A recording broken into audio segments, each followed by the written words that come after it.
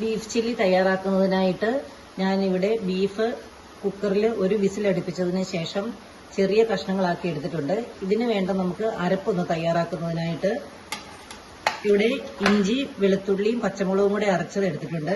അതിലേക്ക് കുറച്ച് കാശ്മീരി മുളക് പൊടി, വലിയ ജീരകം, ചെറിയ ജീരകം ഒരു കുറച്ച്, ഗരം മസാലപ്പൊടി, കുറച്ച് ചില്ലി ചതച്ചെടുത്തത്. ഇതിന്റെ കൂടെ നമുക്ക് കുറച്ച് ചെറുനാരങ്ങ നീര് ചേർക്കണം. അതിനായിട്ട് ഞാനിവിടെ ഒരു ചെറുനാരങ്ങയുടെ നീരും കൂടെ പിഴിഞ്ഞ് ചേർക്കുന്നുണ്ട്.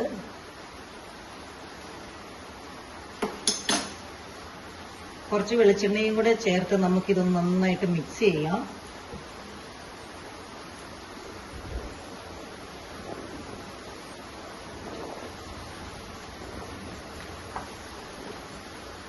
ഇനി നമുക്ക് ഇത് എടുത്തിട്ട് ഇതിലേക്ക് മിക്സ് ചെയ്ത് ഒരു കുറച്ച് നേരം റെസ്റ്റ് ചെയ്യാൻ വെക്കണം. നമുക്ക് എല്ലാ പീസും ഇതിലേക്ക് ചേർത്ത് കൊടുക്കാം. നമ്മുടെ ബീഫ് ഇവിടെ റെഡി ആയിട്ടുണ്ട്. ഞാൻ നല്ല ചുവട് കട്ടിയുള്ള ചീനച്ചട്ടിയിലേക്ക് കുറച്ച് വെളിച്ചെണ്ണയാണ് ഒഴിച്ചിരിക്കുന്നത്. ഒത്തിരി ഒഴിച്ചിട്ടില്ല. ഇത് ഞാൻ ബീഫ് പുഴുങ്ങിയെടുത്തതായതുകൊണ്ട് ബീഫ് വെന്തിട്ടുണ്ട്.